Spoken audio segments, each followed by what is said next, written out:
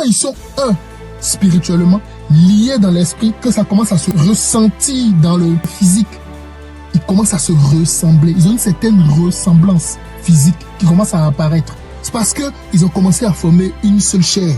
Et ça se passe dans le spirituel. Et voici la réalité spirituelle derrière le fait de coucher avec un homme ou de coucher avec une femme. Et puis on part pour le troisième chef d'accusation. Dieu, comme l'accusateur le disait tout à l'heure, est-ce que je peux aimer mes 3 femmes de la même façon? Pour le moment, je n'ai pas encore 3, j'ai 2. Alors, regardez bien. Moi, je n'aime pas l'hypocrisie. Les gens faut croire en même temps, savoir de quoi il s'agit. Missionnaire, en même temps, vous incitez les gens à forniquer avant le mariage. Est-ce une bonne chose? Je vous le dis. Même le Seigneur, j'ai dit que lui-même, avant d'ajouter foi en lui, il faut l'écouter et savoir de quoi il est question avant de s'engager. Oui, mais le de dire aux gens de coucher avant le mariage, est-ce que oui, qu'après ça donne de la valeur morale? Mais disons que moi, il y a quelque chose que je comprends pas, puisqu'il nous a expliqué tout à l'heure qu'à partir du moment où une femme avait une relation sexuelle, elle était mariée. Et là maintenant, vous êtes en train de nous dire qu'il faut coucher avec une femme. Bonjour et bienvenue sur cette chaîne, Le Providentiel. Et si c'est pour la première fois que tu me suis, je vais t'encourager à t'abonner, je vais t'encourager à commenter. Je vais t'encourager également à partager autour de toi pour faire du bien à quelqu'un. Ce thème est très important. Si tu es quelqu'un qui a déjà donné ta vie à Jésus, ce thème te parlera certainement. Si tu ne l'as pas encore fait, je veux que tu prennes un moment pour écouter attentivement ce qui va être partagé dans cette vidéo. C'est très important pour toi parce que cela te fera certainement du bien. Dans cette vidéo, nous parlerons des réalités spirituelles liées au sexe. Tu vois, en réalité, le sexe est une très bonne chose. Oui, c'est une très bonne chose. Comme toutes les choses que Dieu a créées, quand il a fini de créer toutes ces choses, il a dit, c'est très bon. Quand il a fini de créer l'homme et la femme, il a dit, c'était très bon. Donc, le sexe faisait partie des choses que Dieu a créées. Et quand Dieu a fini de les créer, il a jugé que c'était très bon. Mais le problème, c'est dans quel cadre est-ce que le sexe doit être pratiqué? Tu vois, Jésus, notre modèle, quand il parle des choses, il dit toujours, revenons à l'origine. Qu'est-ce qui avait été fait à l'origine? Qu'est-ce que Dieu voulait quand il créait les choses? Lorsque Dieu créait les choses, il a voulu que le sexe soit fait dans un cadre bien précis. Pour beaucoup de personnes, le sexe est un jeu. Pour beaucoup de personnes, le sexe, c'est un moyen de se divertir. Donc, de taper une go ici, de taper un gars ici, de montrer à sa communauté, à ses amis, qu'on est plus fort. J'ai 2 go, j'ai 3 go. Moi, j'aligne les gars. Et c'est pour nous, c'est un jeu, en fait. Pour beaucoup de personnes, pour les hommes, ils croient que faire du sexe, c'est juste prendre du plaisir, en fait. Ils ignorent que le sexe a une autre portée. Et aujourd'hui, nous allons parler de cela. La portée spirituelle qu'il y a derrière le fait d'avoir du sexe avec quelqu'un. Et pour comprendre cela, comme je disais tantôt, on doit se poser la question, mais dans quel cadre est-ce que le sexe a été créé? Le sexe a été créé dans quel cadre? Dans quel cadre est-ce que Dieu a voulu que l'homme fasse le sexe? Quand tu regardes dans la Bible, quand tu regardes dans les Écritures, il nous est écrit que Dieu a amené Ève devant Adam. Et quel était l'objectif? Adam savait que il était dans une situation où il avait besoin d'une aide. Il avait besoin de quelqu'un pour l'aider par rapport à la tâche que Dieu lui avait confiée. Mais quand tu regardes, il n'avait personne de semblable à lui pour l'aider à accomplir cette tâche. Voilà comment Dieu lui crée une aide. Et cette aide s'est trouvée en la personne d'Ève. Donc cette aide s'est trouvée en la personne d'Ève. Et Ève devient l'aide qui doit aider Adam à réussir ce que Dieu lui a donné comme tâche, comme travail à faire. Mais quand Adam rencontre Ève, il rencontre son âme, ce qu'on appelle aujourd'hui âme sœur. Il rencontre quelqu'un qui lui ressemble spirituellement et qui lui ressemble physiquement, c'est-à-dire qui a les mêmes attraits que lui. Donc Dieu est l'auteur de cette union. Il est à la base de cette rencontre. Ce n'est pas les hommes qui ont créé le sexe. Ce n'est pas les hommes qui ont créé ou qui ont voulu qu'il y ait le sexe. C'est Dieu lui-même. Quand il envoie Ève à Adam, il a un objectif. Il a dit, multipliez-vous, remplissez, assujettissez et dominez la terre. Donc, Dieu avait le but que l'homme se multiplie avec la femme. Donc, Adam devait se multiplier avec Ève. C'était l'objectif de Dieu. Mais Dieu était d'abord l'initiateur de cette rencontre. Toi qui es en relation, qui est l'initiateur de ta relation? Est-ce que ce sont tes yeux, tes sens? Est-ce que ce sont les gens autour de toi? Est-ce que ce sont les yeux de ton entourage qui sont les initiateurs de cette rencontre? Toi qui es en relation, qui a mis cette relation, qui a mené cette relation à l'existence? Est-ce que c'est toi ou est-ce que c'est ton entourage? Dieu doit être l'initiateur. Parce que il y a ce qu'on appelle des réalités spirituelles qui sont liées à cette union. Donc c'est dans le cadre de cette union que maintenant, officialisé par Dieu, que l'homme a la bénédiction de Dieu qui dit multipliez-vous, remplissez, assujettissez et dominez. C'est parce qu'il y a cette approbation de Dieu que Dieu peut maintenant dire multipliez-vous. Mais qui t'a donné l'autorisation de commencer à te multiplier? Qui t'a donné l'autorisation de commencer? Ou tu penses que le sexe c'est juste du plaisir? Tu penses que le sexe, c'est juste coucher avec les filles? Tu penses que avoir du sexe, c'est juste donner son corps?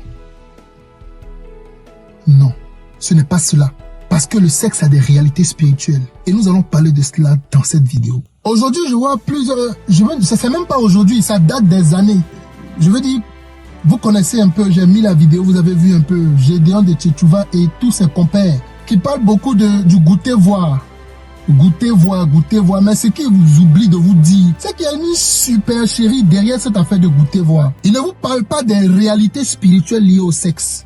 Ils ne vous disent pas que, en fait, vous êtes en train de vous piéger spirituellement et vous êtes en train de vous lier vos âmes spirituellement. Regarde, avoir du sexe, faire l'amour avec quelqu'un, c'est le fait de se lier spirituellement. C'est pourquoi la Bible déclare que ne savez-vous pas que couchant avec une femme ou avec un homme, vous vous êtes liés spirituellement. C'est pourquoi l'homme quittera son père et sa mère et s'attachera à qui? À sa femme, et les deux deviendront comment? Une seule chair. Une seule chair. Mais comment est-ce qu'on devient une seule chair? On devient une seule chair par une liaison d'esprit. On devient une seule chair par une liaison d'esprit. Quand on dit on forme un, quand je dis celui-là, je sens que lui et moi, on est complices, on se comprend, on est tellement complémentaires, on est tellement comme ça. Mais c'est parce que spirituellement, on forme un. Il y a quelqu'un qui disait, qui aime beaucoup dire, que lorsque les gens se marient, après quelques temps de mariage, ils commencent à se ressembler. Et c'est pas faux. Après quelques temps de mariage, la complicité fait que tellement ils sont un spirituellement, liés dans l'esprit, que ça commence à se ressentir dans le physique. Ils commencent à se ressembler. Ils ont une certaine ressemblance physique qui commence à apparaître. C'est parce que ils ont commencé à former une seule chair. Et ça se passe dans le spirituel. Et voici la réalité spirituelle derrière le fait de coucher avec un homme ou de coucher avec une femme. Je vais t'expliquer ça maintenant. Tu vois, lorsqu'un homme, je te prends juste un homme qui couche avec une seule fille. Lorsque vous couchez avec une seule personne, vous êtes seul, vous couchez avec une seule personne, sur le principe de la liaison d'esprit, vous formez une seule personne. Vous êtes liés. Cette liaison, spirituellement, vous êtes mariés.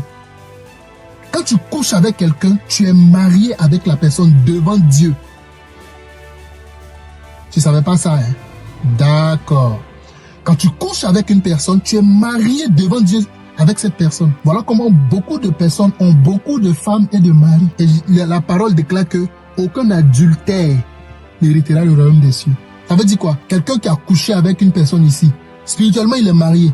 Donc, devant Dieu, la première relation sexuelle que tu as eue, c'est ton mari, c'est ta femme. Si tu t'en vas encore coucher avec une autre personne, tu es en train de commettre l'adultère spirituellement. Donc toi, tu ne peux pas entrer dans le ciel. Tu ne peux pas être sauvé à moins que tu ne te sois repenti véritablement et donner réellement ta vie à Jésus. On va y revenir. Et donc, le fait que quelqu'un ait une relation sexuelle avec une autre personne, lie cette personne dans le spirituel et les personnes sont mariées. Donc, on prend l'exemple d'une seule personne, un homme qui a une relation avec une femme. Les deux sont en relation. De leur relation se crée quelque chose et ils sont liés spirituellement. Ça veut dire que cette personne, si elle avait des esprits, si elle avait peut-être un esprit, peut-être elle, son esprit, peut-être la fille, c'est une menteuse. J'ai dit n'importe quoi. Ou le garçon, c'est un menteur. C'était son esprit de mensonge qui était sur lui. Un fort menteur. Et la fille, peut-être que son esprit, c'est, je sais pas, c'est quoi, le vol. Ou le garçon, c'est le vol. Bref. Mais chacun a un mauvais esprit qui le fatigue. Quand ils s'unissent, ils se partagent les manifestations de l'esprit. Spirituellement, ils se partagent les esprits parce qu'ils forment une seule chair. Ils forment une seule entité maintenant devant Dieu. Donc, il y a un mélange d'esprits qui se fait. Supposons que les deux restent fidèles l'un à l'autre uniquement jusqu'à leur mort. Ils vont se partager que ces deux esprits-là. Maintenant, j'ai une question à te poser. J'ai bien dit, supposons qu'ils sont fidèles l'un à l'autre. Toi, tu es fidèle à combien de personnes? Tu vois? Si toi, tu couches avec une seule personne et que parce que tu ne sais pas, parce que la mentalité de ma génération aujourd'hui, c'est quoi? C'est que je suis avec une personne, quand elle est avec moi, elle est pour moi. Mais quand elle s'en va, je ne sais pas ce qui se passe derrière là-bas. Donc, mon cher, je me gère derrière ici parce qu'on ne sait jamais. Je ne veux pas goumer. Et comme je ne veux pas de goumer, mon cher, je me sécurise avec une autre ici. Donc, voici la mentalité des gens de ma génération. Donc, je me sécurise avec une autre personne. Mais tu ne sais pas qu'en te sécurisant avec une autre personne, ou en goûtant, en faisant le goûter voir, tu ne sais pas que de relation en relation, tu te partages avec ces personnes les esprits. Voilà pourquoi quelqu'un qui a un esprit et qui couche avec une autre personne vient avec ses démons, ses esprits, et vous vous partagez. Imagine-toi, maintenant, tu as deux go et chacune de tes deux go a deux gars en dehors de toi. Donc, ça dit, chacune a trois gars. Toi-même, faut voir. Et voilà comment plusieurs personnes se partagent les démons. Et tu couches avec une fille, quelqu'un, toi, tu viens d'arriver, tu sais pas ce qui se passe. Tu vois une jolie fille au quartier, tu dis, ah, la fille, elle est belle, hein. Tu commences à la coster, tu sais pas quel lot de démons elle transporte. Un matin, tu couches avec elle, toutes tes affaires sont gâtées, tes études sont mélangées, tes projets, tu sais pas où c'est quitté. Tu as les problèmes sur les problèmes. Mais tu te demandes, mais qu'est-ce qui se passe dans ma vie? Et c'est comme ça, plusieurs ont perdu certaines grâces. Plusieurs ont perdu certains de leurs biens, simplement après avoir couché avec une seule personne. Pourquoi? Parce que cette personne-là peut-être transportait des démons, des esprits. Et ces esprits-là sont venus tout rafler dans votre vie. Regarde, je vais te dire la vérité.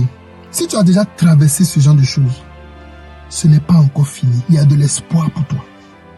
Il y a de l'espoir pour toi. S'il te plaît, je te le demande par la compassion de Christ. Écris-moi inbox.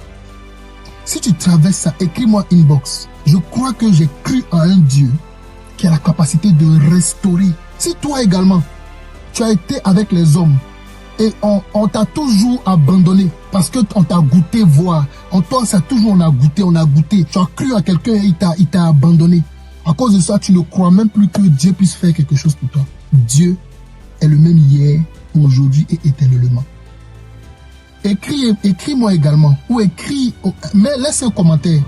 Je crois que le Seigneur a la capacité de restaurer. Regarde, il a la capacité de restaurer même la virginité d'une femme.